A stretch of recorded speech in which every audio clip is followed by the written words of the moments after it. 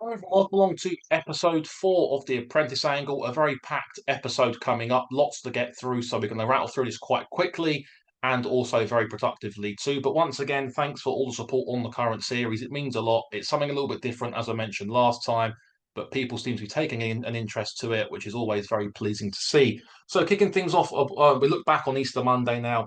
Callum Hutchinson rode out his £5 claim aboard Old Harrovian for Andrew Balding. Old Harrovian looks to be a nice young progressive staying horse on the upgrade, and Callum rode out his £5 claim in the process too. And in the midst of Harry Davies' emergence last season, it's probably easy to sort of forget about Callum. He sort of crept under the radar really last year, but was seeing fantastic effect of all cold trade in the Ascot Stakes at Royal Ascot last summer. A very, very good, productive, strong ride too.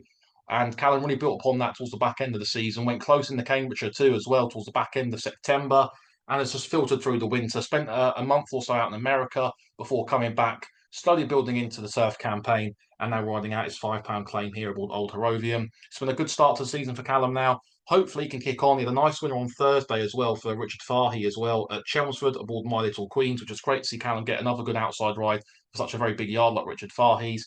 And Callum will now be using his £3 claim to full effect. Look, he's going to have a very good season regardless now. And it'll be interesting to see how he gets on alongside Harry, both claiming the £3. Blue seems a good effect here, and Old Harrovian looks to be a very nice young stayer on the up. Now, Benoit de la Sayette was once again seen to very good effect of all Max Mayhem in a tight little handicap on Easter Monday at Kempton, winning quite comfortably in the end, swooping, making his move down the outside and winning going away. Benoit's forged a very nice partnership with Kevin Philippart de Foy, winning the Victoria Cup towards the back at the start of last season anyway, before going on to hopefully look to retain his Apprentice Jockeys Championship. He's had a very good start to the season this year as well, winning the Lincoln, a couple of nice other winners along the way too. And it's only just going to add to that big snowball effect that Benoit's had so far this season. Alec Wojcicki had a very good week last week as well, this past week, winning aboard Painter's Palette, swooping late for Rebecca Menzies, getting up right on top of the line here. It was a very nice ride by Alec, and Alec himself followed that one up with a very nice, comfortable, or a late swoop again aboard Vasilisa at Kempton for his boss, Richard Hannon. Vasilisa herself is very well bred, and I'm sure she'll go in again soon. But it's great to see Alec getting two winners. He's been a bit unlucky recently as well. Just narrowly got touched off in the Apprentice Fars on all the championships consolation day at Lingfield aboard Sausalito, getting run down by Benoit de la Sayette for the Godolphin team and John Gosden as well. But it's great to see Alec back. He was earmarked right at the start of the season as an apprentice to follow within the Richard Hannon stable, and now he's had one winner go in so far, and the second one just like a domino effect really. Once one winner goes in, off the back of an unlucky run, the second came quite quickly as well. Moving into Tuesday, Kaya Fraser got his first winner for Harry Eustace since moving from Chris Wall aboard Chlorodito in the Apprentice Handicap at Pontefract, over a mile and a half. And Chlorodito stayed on quite well, seeing out the trip very nicely to win going away. Kaya was seen to very good effect last year for Chris Wall, very much a breakthrough year as well. Had a couple of nice winners for Chris Wall before Chris Wall retired. Now Kaya's moved to Harry Eustace and is kicking on now. I think it was his first winner for Harry Eustace, and has also been called up to Team East, I do believe, in the Racing League this summer, which is great for Kaya to get more experience in a very fun environment like the Racing League, riding against some very top jockeys. Will only do his development the world of good, really. But Kaya will seem to very good effect here. Very strong jockey too. He's got very nice core strength. Very strong in the finish too. And I'm sure this will only do Kaya's confidence the world of good. Ellie Mae Crute was once again seen to good effect aboard May Remain. These two have formed a very nice partnership over the winter, winning a couple of times too. And Ellie's been going along quite nicely since starting off her career with Ivan Furtado. Ivan's been very good to Ellie. A couple of opportunities, plenty of winners. Not too far off riding out a £7 claim now as well. But this was a very good, productive, positive front running ride. And I'm sure Ellie will be getting on some more winners for Ivan over the course of the summer as well. Moving into Wednesday, it was a very good day at Nottingham for the apprentice jockeys, starting off with George Bass taking a 40 grand Class 2 novice stakes aboard Sierra Dawn for his boss Jack Shannon. And it was great to see George get off the mark here for his season, getting off to a very good start. He was seen to good effect aboard Majestic in the Lincoln as well. Majestic outran his massive odds on the day as well.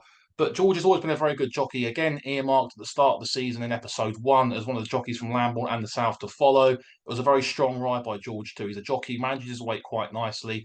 One of the more taller jockeys, one of the more taller apprentice jockeys within the weighing room. And I hope now this winner can just help George kick on, get more notice behind him. Ross will be pushing him very hard, Ross Burkett, his agent, and I've got full faith that George will have a very good turf season. Now claiming £3, right out his £5 claim last season, and this will be a very good starting point for George in terms of getting a nice big pot which will help aid his confidence even further. Now moving into the feature on Wednesday, it was a further flight stakes. A bit of a turn up here. Roginski lowered the colours of Trushan, a gutsy win under a very strong Harry Davies ride. Harry's first stakes winner, his first listed winner as well. And I said right at the start of this series that I expect Harry to have a very good season. A group winner looks very realistic. I think he'll ride a group winner, if not more than one, this season as well. And Harry was very strong here aboard Roginski. And it opens a lot more doors now for Roginski in terms of staying in listed class to group class. I don't think the Chester Cup would be a realistic aim now after beating Trushan. And if you go back to Roginski's run of the Northumberland Plate behind Trushan, he wasn't all that far behind him, despite Trushan putting up a massive weight-carrying performance, one of the best in recent years on the flat too. But as far as Roginski goes now, I expect him to be pitching in group class. There's a nice Group 2 staying race on Brigadier Gerard Knight at Sandown, which he could end up in possibly, or even the Chester Cup maybe. He might even go down handicap route, but I don't think that's the case now. After winning a listed company against Trushan, I think that we're looking up to Patton Company now for him.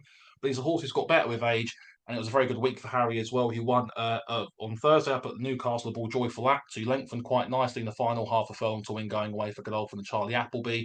And I expect that to kick Harry on now. It's been a good start to his season. Some nice winners for Godolphin, a first stakes race winner too, and that will settle Harry down quite nicely before going into the main bulk of the season. Aidan Keeley was seen to good effect in the opening Apprentice handicap at Chelmsford on Thursday evening, aboard Early Morning Dew, just narrowly hanging on from the late thrust of Kentucky Kingdom and Joe Levy. A real head bobber here, went the way of Aidan Keeley and Early Morning Dew. But Aidan's had a good start to his season too, really flourishing in his new role for Roger Varian. And I expect him, once the main bulk of the season gets going, Roger's ammunition will slowly come out to play. And I expect Aidan to have some plenty of nice rides along the way and be seen to good effect. And I think he'll ride out his £5 claim later on this summer. And finally, to round things off here, Liam Wright. It was great to see Liam back off the mark for the new season. We mentioned him as well back in episode 1 as an apprentice who could get on a nice early run of form early this season. He was seen to good effect here aboard Arlo Sunshine, 20-1 for Newmarket team of Peter Charalombus and James Clutterbuck. A nice winner for Liam to get him off the mark, help with his confidence too. And I'm sure Darryl, his boss, and also some outside Newmarket trainers like James and Peter will be supporting him thoroughly over the course of the season. And I expect Liam now, he's one of those jockeys who once he gets one winner, he can rattle off a couple quite quickly too in quick succession. And I expect that to be the case here. It was a nice ride, a very strong ride too. Liam's really strengthened up over the winter, really improved as well. And it's been a very good start to his season now. And hopefully now he can just kick on through the summer and ride plenty of winners and get plenty of opportunities. So that was the Apprentice Angle episode 4.